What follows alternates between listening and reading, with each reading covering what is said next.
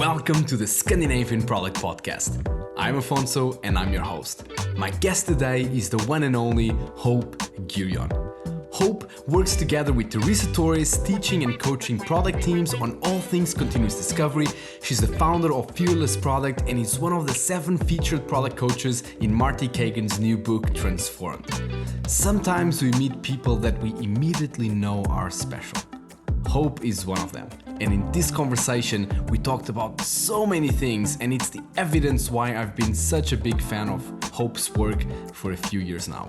We discussed why is continuous discovery so important, how to move from leading with outputs to outcomes, why shifting to outcomes requires both an upskilling in leadership and teams, why most transformations require bringing in strong product leaders, how product teams should approach business outcomes, why formulating and deciding on outcomes is a two-way negotiation between teams and leaders, and so much more. If you enjoyed this episode, make sure you subscribe and please leave a review. These things really help the podcast. Also, make sure you don't miss out on our next spicy episode. I sat down with Marty Kagan to discuss all things transformed and product management theater. All right, without further ado, I bring you Hope Gurion. All right, we're live. Hope, how are you today? I'm great. Excited to get to chat with you. Likewise. Thanks for joining the podcast. So you are a former Chief Product Officer. You are the founder of Fearless Product. And you work together with Teresa Torres, teaching product teams on how to adopt continuous discovery habits. And you've even been featured in Marty Kagan's new book, Transformed, as one of the product coaches. So I do have to ask, why is continuous discovery so important? Yeah, I think it's because like a lot of the hard decisions we have to make is deciding what to build. There's high opportunity cost. There's, risk in building the things that don't deliver value to our customers or our company, and discovery can help mitigate a lot of those risks, which is why it's sort of one of those core tenets of working in the product operating model. So the two go very well together.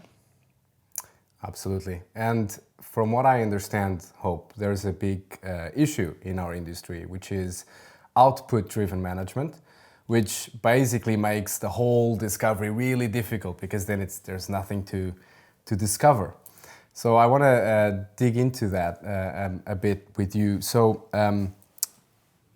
what's the difference between output-driven management and outcome-driven management? Outputs, outcomes, please enlighten us for folks who've never been aware of this. So here's what I will say. Like there is a spectrum within most companies around the degree to which they are practicing outcome and output-oriented product management. There are companies who are outcome-oriented who still have some high-integrity commitments, which are specific outputs.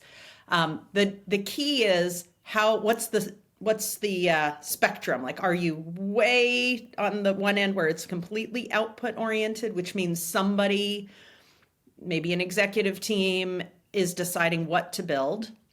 They're typically funding based on the belief that if they build that thing, it will deliver value, versus outcome driven, which is here's the measures of success that we want to create. This is how we'll know if we're likely to succeed in achieving our financial objectives. And so there's the spectrum, and every company has to navigate that. But more and more companies are recognizing that if they are too prescriptive in terms of outputs, and the teams are working towards dates, which typically go together, right? We want you to go build this thing, and we're tracking how, are you on time, on budget, to whatever the predefined scope is. There's very little room for teams to spend any time de-risking that, which means all the risk is pushed into after it's been released. And so there's many, many effective techniques that can help teams and companies de-risk these really high opportunity cost bets that they're making. And that's where product discovery comes into play. So not every company, not every member of the leadership team has that level of recognition that they are in fact by being prescriptive, which feels so certain, right? It's tangible. I defined something. There's a document describing it. It feels like they're de-risking when in fact they're increasing risk for their companies because they're not giving any room and not creating any time, space, or valuing, decreasing the risks associated with each of those commitments that they're expecting from their teams. So this is why more and more companies are moving to what is a measure of success that we want to work towards, and how can we give teams guardrails, like this is, we're providing some strategic context, who our customers are, what success might look like, but giving the teams latitude to do the discovery, learn what needs to be true for that product feature to exist and succeed with customers and drive value for the company. So if you are on one side of the spectrum and you're completely output driven, if there's a leader listening to this conversation, what can she do to actually flip it to an outcome-oriented management? What are the first steps that you would recommend? Yeah. And what are the things that she needs to have in place to be able to do that? So there are these things that tend to go together, right? There's usually, for companies that have been solely output driven for a number of years, there tends to be a lot of products that exist but aren't widely used, aren't delivering much value, usually don't have teams dedicated to them anymore because they were all projects to be delivered, and the success was it launched. And so the first thing is, some sort of recognition that is problematic, that we have these things that now we're spending a lot of, engineering resources, maintaining, maybe they're not quite working, they're not delivering the value. There has to be some level of pain in the status quo. Could be even more potent than that. It could be we've delivered things that are really hurting our customers or hurting our company, or we've been leapfrogged by competitors. There has to be some tangible pain in continuing to operate in that way. And the more that a company has sort of a graveyard of products that are unused and not valuable, or we're feeling the competitive pressure to be more innovative and more customer centric, that tends to be the fuel that can foster a leader and get some, tailwinds to them pursuing a more outcome-oriented way of working. There's also things when we have projects, which is typically the case in an output-oriented organization, that are like at least early enough that they can be influenced. We can start to use those. We're not questioning whether we should do it, but we are going to set some measures of success that are outcomes, leading indicators of whether we're on the right track or not. And we can start to use that as a way of introducing more outcome-oriented ways of working to the company, to the leadership team. But that same leader also has to usually recognize that the skills on their team are probably not well suited to that style of operating, right? Because output-oriented teams, if you succeed in an output-oriented environment as a product team member, what has made you successful is delivering the things on time, not questioning whether this is the right thing to deliver, and not taking the time and building the skills to do assumption testing and set measures of success. So you have to recognize that you probably don't have the skill sets within your organization to successfully navigate to that way of working. So you have to find some teams that you can quickly upskill, or maybe they had that way of working in previous jobs that they can leverage to start creating a pilot team on a pilot initiative, we'll call it, to start introducing those ways of working. That's what I tend to see helping teams and companies and leaders navigate to that. But it's not a quick fix. It's not going to be an overnight. We're completely pivoting to the other end of the spectrum. Okay, so you've said so many interesting things there. So you've talked about first the graveyard, basically, which I totally agree. It really helps nudge, hey, you need to transform, you need to do something different. And then you also talked about the competency of the teams, because shifting from output-oriented practices to outcome, it requires product leaders to have the guardrails that you mentioned, which is basically product strategy, product vision, and so on, product principles. But it also requires teams to be competent to be able to discover the best solutions to solve those problems. So I just wanted to, before we move on, to dig a bit deeper into this. So you've talked about a pilot team, like a team that might already have some skills. Where do you start? Like, do you train these people? Do you focus a lot on coaching?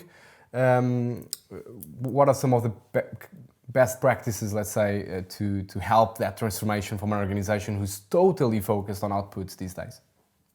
Yeah, and this is why I think this, like, making this shift is so challenging, because usually a product leader in that organization, again, maybe if they're a brand new product leader who knows what it looks like to work in a product operating model with outcome-oriented, empowered teams, can do some talent assessment within their organization, right? And they can see, do I have any individuals that are expecting to work this way, have experience working that way? But if you're a leader who's only ever worked in and out, it's very difficult for you to assess the talent on your team, right? You don't know what good looks like. It's very tricky. So if you can't identify it, again, it just it's like having job interviews with your team, right? Tell me about a time when you set an outcome for a product. Tell me about a time when you successfully de-risked or identified risky assumptions associated with a product that you were in development on. Right? You can have these discussions with your team, but you have to know how to assess the gaps. And then it could be training, it could be coaching. There's different ways that you can sort of rectify the skills gap, but you as a leader, like, it's still not enough, right? Like, you can have a perfectly skilled team that you can pluck out of your organization and put together and hope that they gel well together. And you still have to make sure that your leadership team knows how they need to behave differently to support the success of this team, right? Yeah. How to appropriately check in on the progress the team's making, how to create the rituals so the team can show what they're learning and get quick feedback or decisions if they're not sure if something is viable in their company, or they need to, make decisions to help them pivot to a more likely path to success. So there's multiple things that you have to navigate as a leader, which is why most transformations require bringing in an experienced product leader who has the willingness and fortitude to tackle both at the team level and at their peer group level on the executive team, to teach the whole organization new ways of working. That's why a pilot team can start to create a space to put those into practice, uncover all the hard, things, challenges, ways of working, things that we feel most comfortable with and things that we feel least comfortable with, to help navigate to new ways of working. Very well said. So totally agree with you that having a strong product leader makes things so much easier, because it's that product leader will be able to hire the right talent, he'll be able to coach the teams, we'll be able to set the right strategic context and lead with strategic context. We'll be able to assign the right objectives to the right team based on their competency and the problem they should be solving. So it's a massive difference.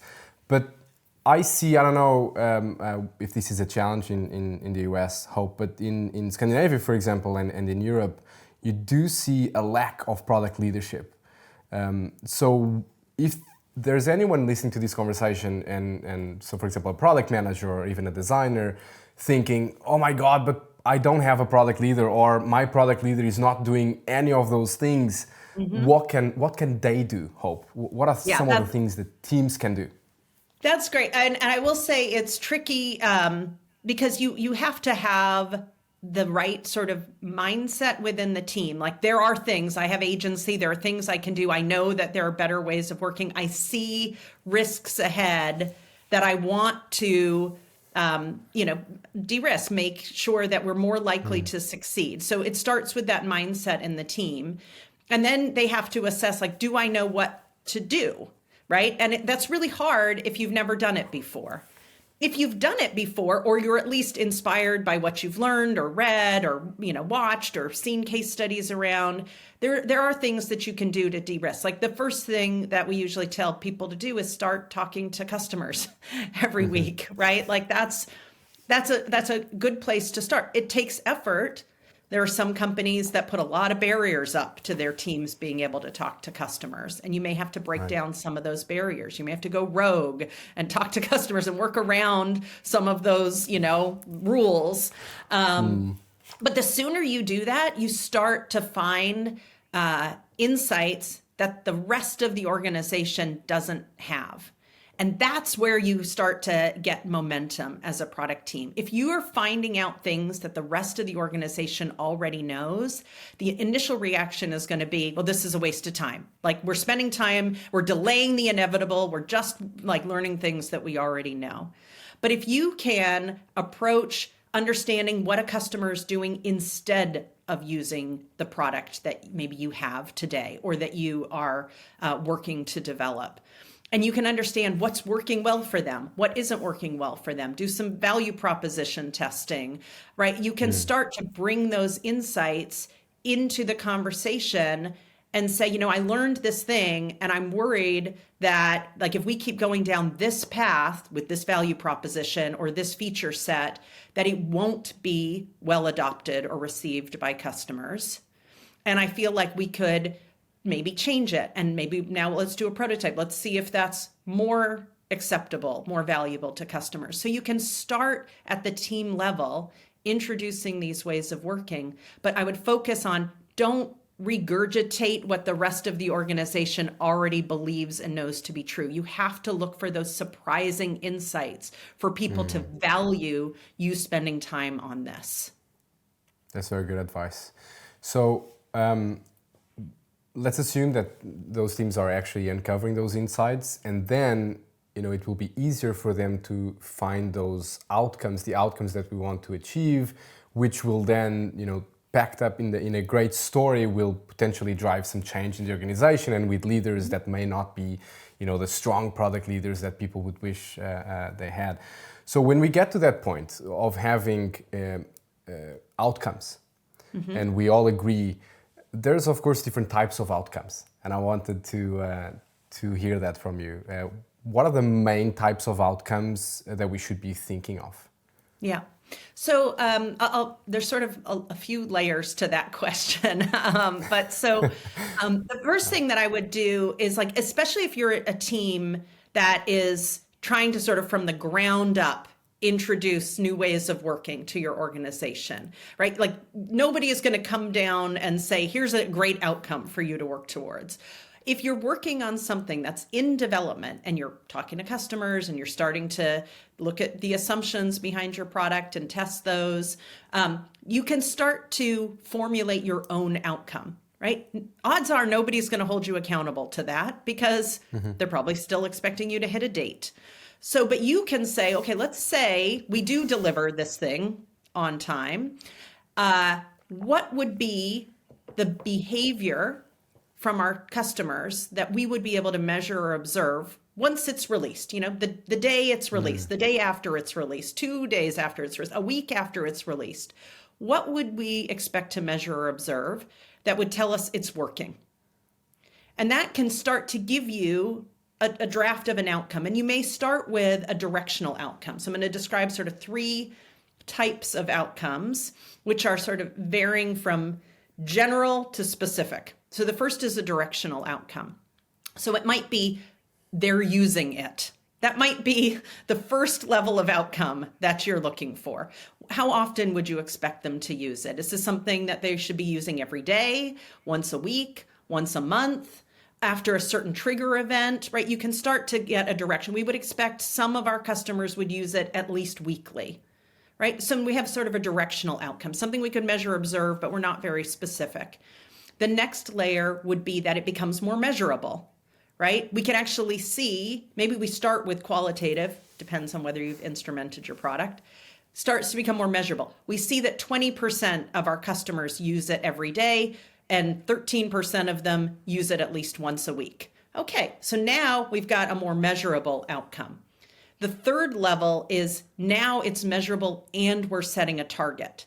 So if you have, and this is where we start to deviate from a project oriented team and an output oriented organization to a durable, empowered product team and an outcome oriented organization. That team stays with that product, right? The end isn't the launch. The end, there's no real end. It keeps going until we feel like we've got diminishing returns on continuing to invest in that product. It might move into sunset or it might move into maintenance. But we have a goal. It might be we want to see at least 60% of our users doing something in the product every weekday. So now we're at 24% today. So we're trying to get it up to 60%. So now we've set it with a target. So those are the three levels of outcomes: directional, measurable, measurable with a target. Now, I gave you more of a behavior-based example. They're using it. They're doing something with it. There's some level of frequency. There's some percentage of our customers. Those are the most common product outcomes. And usually engagement, right? Some level of that. There are other types of outcomes. Some teams have sentiment-based outcomes like NPS or CSAT or customer effort score or some sort of perception level of outcome. Usually we recommend that those are best paired with a behavior-based outcome. So like there's different categories. There's some teams that have business outcomes, financial measures of success, get to X amount in ARR, get to X million in revenue by the end of the year. So like there's a lot of different types of outcomes, but the most common one that we recommend is a product outcome, which means it's a measure of customer behavior within the realm of influence of the product team. It's something we can measure early and often. It's a leading indicator of the financial success that we seek, which is typically our business outcome: cost reduction, cost avoidance, revenue growth. So I'll pause there because there's a lot in outcomes. So brilliant. So I love the spectrum that you described, from directional to measurable. Measurable with a target. Yes. Exactly. So I love that. And then, the whole focus on product outcomes with gradually a focus on those leading indicators actually leading to the business lagging indicators that we do want to see move, yet it's most of the times outside of the control of the teams, of the product teams. So it requires collaboration with sales, marketing, whatnot. And so that's, I love that because it's a clear pitfall for many product teams is that, let's use outcomes and then, increase revenue by X. And then nobody really owns it. They need sales, they need marketing, they need X and Y, Z teams. And so basically that whole model breaks and people go back to output management because it didn't work. Yep, that's so true.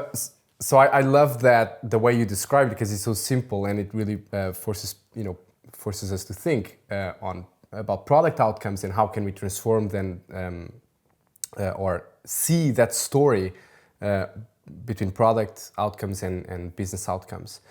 But so I want to ask, in the occasion of having some business outcomes assigned to a product team, is it then that you do your best to transform those business outcomes to product outcomes? And if you can't, do you then share those outcomes with sales or marketing and so on? How do you approach owning a business outcome as a product team, basically? Yeah. So I'll give you an example with a company I was working with yesterday. In the travel space. A woman that I was speaking to at that company, she's like, I've got hundreds of opportunities and I don't know how to even choose which one to work on. And I said, well, what's your outcome? What's your measure of success? She said, increase cross-sell revenue. And so I said, okay, tell me more about that. What do you mean by is that insurance? Is that car rentals? Is it hotels? Like, what do you mean? She's like, it's like car rentals and hotels. I'm like, okay, great. So when we think about cross-sell revenue, and a lot of product teams have either revenue related business outcomes or cost reduction or cost avoidance if they're more internal facing product teams. But let's use this revenue example. The revenue formula, I imagine, for a cross sell would be like number of people making a flight purchase in this case, times the percentage of people who might potentially need a car rental or hotel in the destination that they're traveling. They're not staying with friends and family. They don't, it's not walkable, right? Like, I don't know. So some percentage of people times the percent that actually explore these cross-sell options, times the percent that selects one of these cross-sell options, times the value of that cross-sell option, the price point, times the commission that they earn, right? Like there's a whole revenue formula there. And I said, so which portion are you focused on? Is it the like choosing at least one of the cross-sell offers? Is it average order size? Right? But none of that strategic context had been given to this product manager, right? And this is the lack of leadership, right? Saying it's more, or, and again, it doesn't have to be the leadership. It could be the team doing a diagnosis if their product is instrumented to say, like, when people choose an upsell, they're choosing high value, but not enough people are choosing it, right? That would be a more strategic diagnosis. We need to get more people choosing the cross-sell options, or maybe plenty of people choose it, but it's a low price point. Like you could focus on increasing revenue either way, but that's where you start to do the diagnosis as a team, and you could choose any one of those and layer your opportunities underneath that if you use the opportunity solution tree to help you choose what to do next, what to learn next in your discovery, what to potentially solution against in terms of a target opportunity to drive towards that business outcome.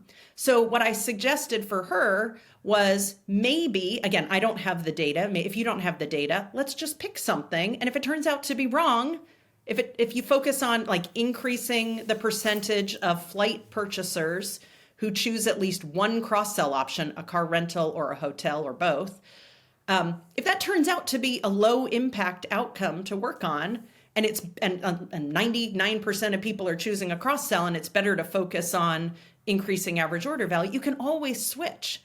But start with something. It's an informed decision if you can break it out, if you can layer in the data. And then you've got something to put guardrails around. You've got hundreds of opportunities. I bet not all of them are barriers to choosing a cross-sell.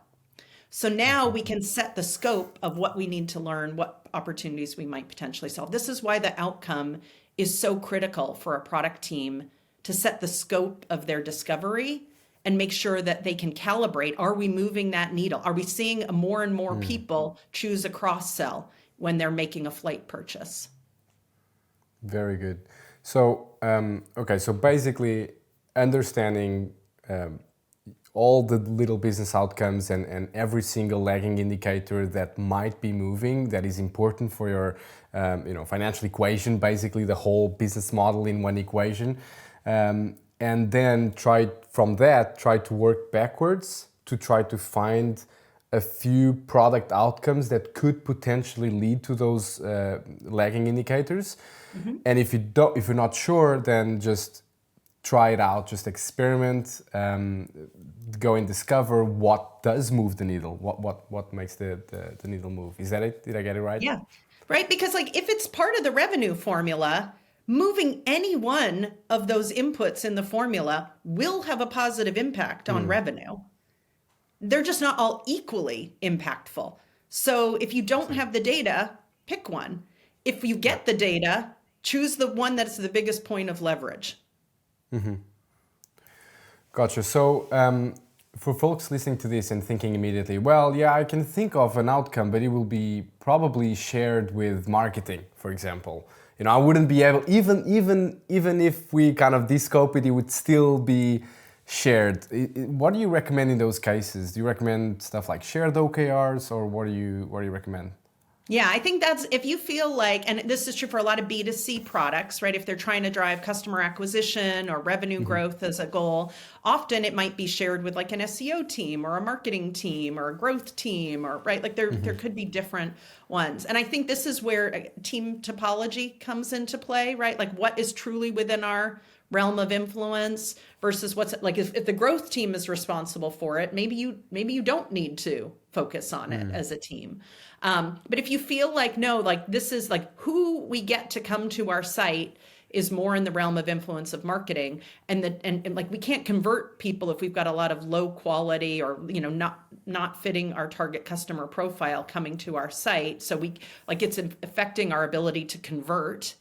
Then you should have a conversation with the marketing team to understand what their measures of success are, because they might be driving to a low cost per visit success metric.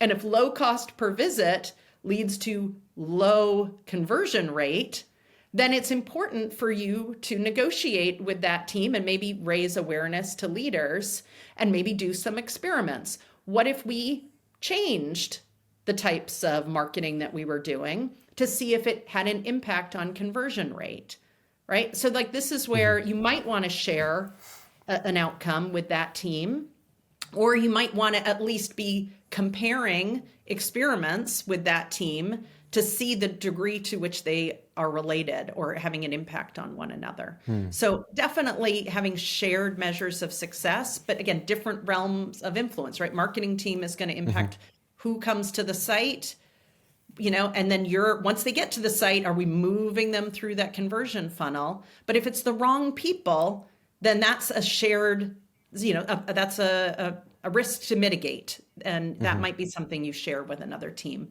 And this is where, having like an opportunity solution tree with maybe a shared business outcome of like increasing new customer orders or something like that. There might be a marketing team element to that and a product team element to that, but they can be working towards a shared business outcome, different realms of influence.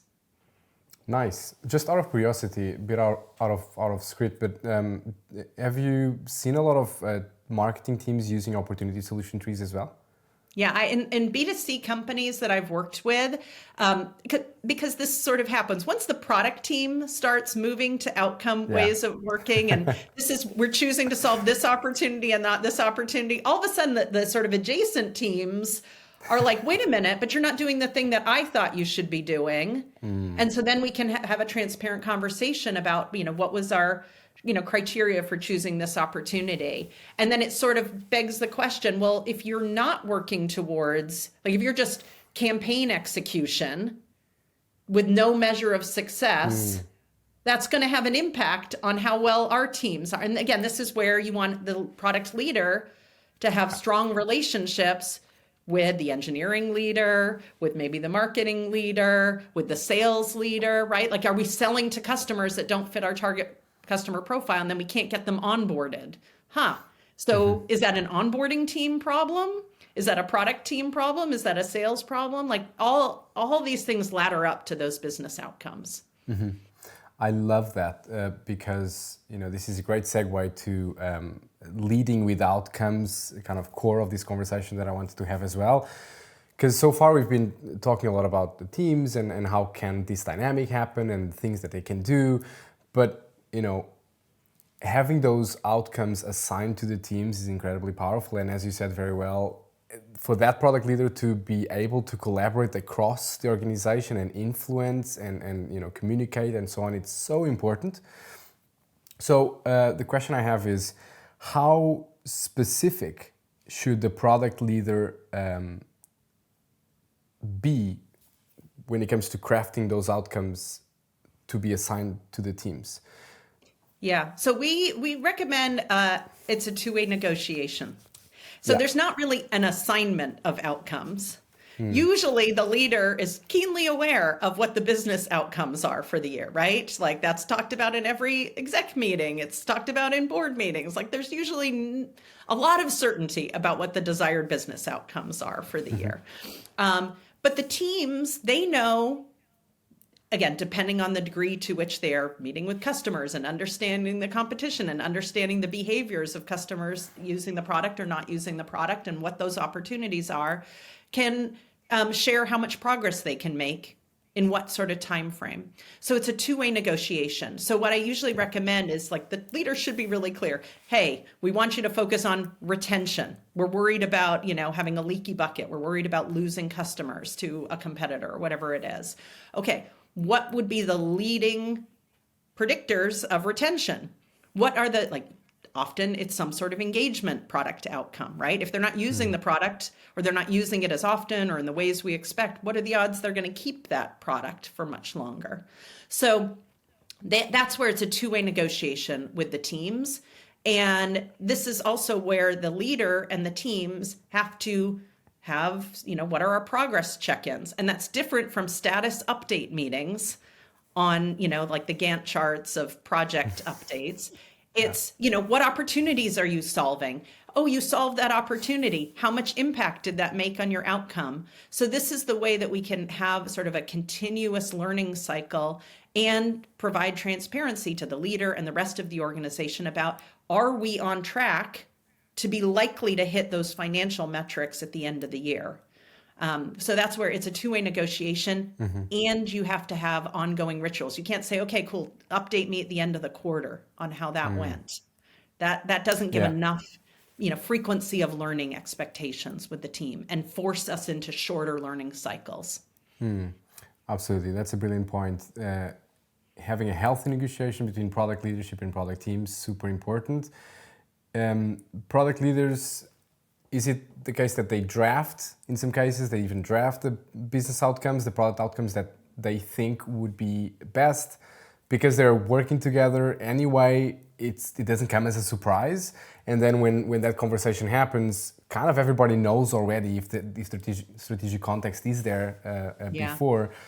But then there's that conversation, which is so important and almost the proof that there is psychological safety in the team as well, for them to have that conversation and sort of challenge the direction and how they might measure those outcomes. So that's kind of what great looks like, Hope, when you see that negotiation happens? I think the team should draft the outcomes, right? That way they've got buy-in. They know what's more within their realm of influence. They know, again, if they're close to their customers, learning from their customers every week, they know what the good behaviors are. The engaged customers or the likely to convert customers tend to do these types of behaviors. So we think these are the things, or they've done some sort of regression and looked at, okay, our customers with the highest retention rate tend to have this sort of behavior profile in terms of their product adoption or usage.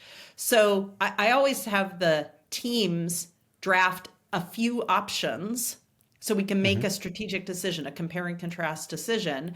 We could do this product outcome or this product outcome or this product outcome. We think all of those would be leading, or one might be easier to measure or more predictive towards this desired business outcome. And then they can reflect that back to the leader and they can decide which one they want to focus on. The heavy lift is usually the first time a team is negotiating. If it's a durable product team, if the strategic context doesn't change, right? We're still focused on retention. The product outcome, maybe the target changes, but conceptually the outcome doesn't change that much, right? Okay, we were at 13%. We're trying to get to 60%. This quarter, we're trying to get from 13% to 20%. And next quarter, okay, we got to 18%. Okay, next quarter, let's see if we can get to 25%. So conceptually, it doesn't change that much unless strategic context changes. Don't worry about retention. We got to focus on growth. Or the team learns something. Oh, we thought that, them doing this behavior once a week was predictive. It turns out if they do this other behavior every day, it's a stronger prediction. So we think we're going to shift focus to driving this, or we want to focus on this, customer segment that's not very engaged with our product. So they can renegotiate that once they've got the data and evidence to tell them that they think there's actually a better measure of success for them to work towards. But I have it start with the team, and then the leader can react to it. Nice. So in Scandinavia, I think that happens a lot because, usually in Scandinavia, organizations are extremely flat. So culturally, it's very common for that dynamic to happen. So it's less sort of hierarchical in that sense. So the question sometimes I often get is, okay, well, if let's say you have a very senior team who's able to understand the full creative strategic context and who's able to draft the outcomes and decide the right measures of progress and so on. What's then the role of the product leader, you think, in those cases? Yeah, I think then you're coaching and unblocking, right? So this is where those rituals of like how much progress have you made? What have you learned recently? Like what have you released recently? What's the impact of that been on your outcome? Having these rituals, they could be in the form of I like to do discovery and delivery demos, right? Like what have we learned recently? Does that mean that we're still working on the right opportunity? Does that mean that our solution that we're conceiving of is likely to succeed? Or are we changing course? We're picking a new opportunity because we think it's more impactful. Did we deliver something recently? What's been the adoption? Have we run some sort of a prototype test or, any sort of, maybe we've done a other assumption test. So having those rituals, especially when the other teams can see, again, this goes back to the pilot team. If you've got at least one team working that way and the other teams can be exposed to their short learning cycles and seeing progress on their measure of success, it does great things for leadership buy-in to these ways of working. And it helps foster curiosity and desire to self-improve and change habits. What could we do to be more like that team? They look like they're having more fun. They look like they're contributing more value. It looks like they're making more decisions of their own, conviction as opposed to doing what others have told them. And so this is where you can create that environment as a leader by shining a spotlight on good habits. And when you see a team inevitably maybe taking too long or focusing on an assumption that isn't that risky, we don't really need to learn about it, you can, course correct as a leader to say, what, don't worry about that. That's fine. It's we can live with that risk.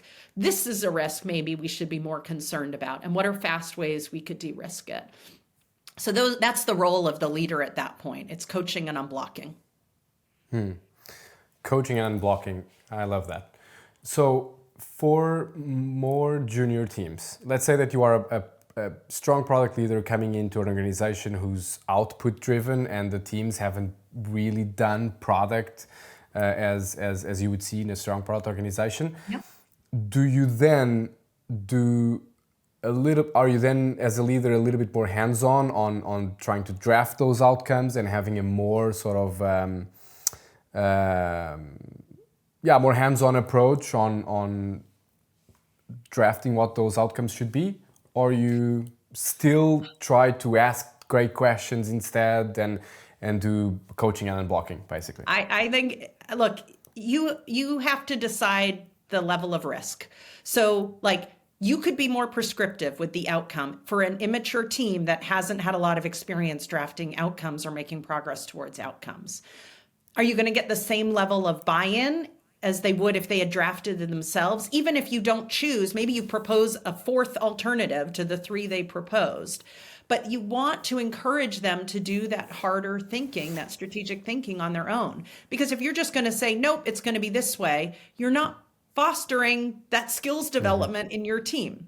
So there's the fast way, there's the effective way. So like you have to decide the risks, right? Like it may be a team has spent, like I had another team that I was working with that were very output oriented.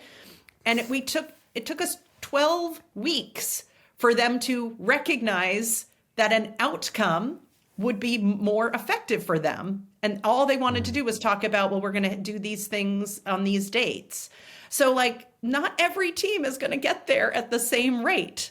And so you as a leader have to decide where you're going to invest your time. There may be some teams that like they don't want to work that way.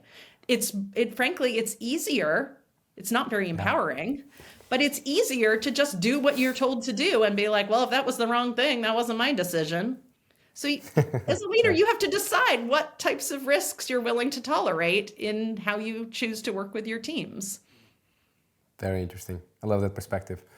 So, what are some of the pitfalls? Then let's move into, you've seen so many teams, Hope. What are some of the main pitfalls that teams do when adopting continuous discovery habits that you've seen?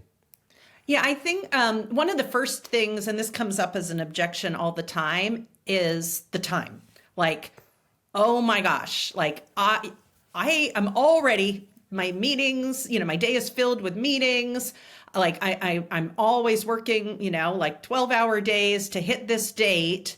And now you're telling me on top of that, I have to de-risk it and do all these other like customer interviews and assumption tests. Like that's the first thing that usually gives teams resistance. Even if conceptually they're like, sure, I'd love to be an empowered team. The initial reaction is, oh my gosh, you're basically adding work to my plate. So you as a leader have to, again, find a team that is working on something where it's more important to hit the outcome than hit the date, right? So that because there's a learning tax. The first time we're learning how to do these things, like we're not going to be that efficient, right? We're going to, again, I'll go back to this other team that I'm working with. They were rolling out a test for, I won't be specific. They were rolling out a test. And they said, so it's live and it's getting an 80% conversion rate. And they're like, so we're going to wait till 5,000 people have gone through the test. And I was like, what, why are you waiting for, how long is that going to take? I don't know. This is the first time we've ever run a test. Well, how did you pick 5,000? I don't know. That's what the product manager said. Like, I'm like, okay. So like, there's going to be some of these moments that you're going to encounter with teams and a leader who are used to new ways of working where they aren't taking, short learning cycles, that they're worried about time, but they're also taking, extraordinary time to run their assumption tests. So like there are these pitfalls, but like the principle is what's the fastest way we could learn what needs to be true to de-risk this risky assumption, which means we have to identify the riskiest assumptions associated with the decisions we're making. We have to distinguish between one-way door decisions and two-way door decisions. A lot of teams haven't ever thought about that. They've only thought about everything they've built as a one-way door decision because they work in an environment where we build the thing and we never come back to it. So it feels like everything is high stakes. But when you're in a durable team where you can evolve and like, oh, well, that interface didn't work out as well as we thought it was going to, we can evolve it, we can change it because we're not moving on to the next project. So those are just some of the pitfalls that, and it's a lot of mindset and inexperience that you need to look for and quickly course correct for as a leader. And this is why, again, an experienced product leader is usually helpful in these situations where teams are moving from output to outcome, because how can you know to look out for those things and how would you know how to course correct them if you're not an experienced product leader working this way? That's the rub for product leaders who are trying to work this way but are going through that learning tax for the first time. I agree, and I see that some folks that work with hardware, for example, B2B, that learning takes even longer because the cycles are so long. Sometimes they start talking about the outcomes and they tell me, well, but Jesus, this is going to take months or even years sometimes. Have you worked with the hardware folks before? Like what kind of tricks can we use in a hardware environment? I haven't done a ton. I definitely emphasize more of my work is on digital product experiences, but a lot of companies these days have a combination of like I was working with a large healthcare company that has like a lot of digital connected devices used in operating environments and things like that. And so there are different cycle times, there's different deployment times. There's different, we've got different compliance risks to mitigate, right? So there's always something that might be unique to the style of product or the customer or the regulatory environment that your products are being released in. And those are real constraints. And so, like, to me, that is also why it's so critical to make sure that you're looking for what are the opportunities where we can learn what needs to be true as quickly as possible, right? Even hardware, we can do prototype testing, right? We may have to do more, more physical prototypes, or we may need to do more observations of our customers in their environment with their existing equipment. Like, there's still ways that we can learn to keep those learning cycles short, even if our deployments or adoption cycles might be longer. We can still, again, more important that we de-risk early before we release it and see the long adoption cycles, only to see that we actually miss the mark entirely. Nice. So Hope, you've seen so many different contexts and you've worked with so many different teams. I would love to ask you, is there anything you have changed your mind on recently? Is there anything you've changed your mind on? Well, I feel like I'm constantly learning. One of the things that has troubled me is whether, I like to be optimistic. I like to think like everybody would like to work this way. Everybody would see the benefit. But I mentioned that one team that took 12 weeks to even get to the recognition of, maybe an outcome would be helpful to our decision making, right? Like, I think it's important to work with willing people. And so I constantly want to give people the benefit of the doubt. Like, if you see examples, if we can work within your context, if we can address your worries, fears, concerns, you will be more likely to work this way. And I think that's not always true. People are human, and some people are more risk averse than others. Some people are more courageous than others. Some people are like, this is a job to me. Like, it's not my life's calling. I don't really care that much. And like, then that's fine. Like, maybe we shouldn't work together. So I think that's maybe something that I had hoped to change my mind around. And now I feel like I'm just doing a better job at maybe recognizing it and giving people options to say, maybe this isn't for you. And that's okay. You might still be able to be successful in the environment you're working in. But if I'm a leader with somebody like that, I'm not putting them on my most, valuable, important strategic initiatives. Where can people find you, Hope? You can find me on my website, fearless-product.com. You can find me on LinkedIn, the usual. Perfect. Hope, thank you so much for this conversation. I had such a great time. I've learned a lot, and I'm pretty sure this conversation will be very insightful for many people. Thank you so much for joining me. Thank you for inviting me. That's very thoughtful. All right, that was it for today. I hope you enjoyed the episode. Make sure you subscribe to my newsletter so you don't miss out, and see you next time.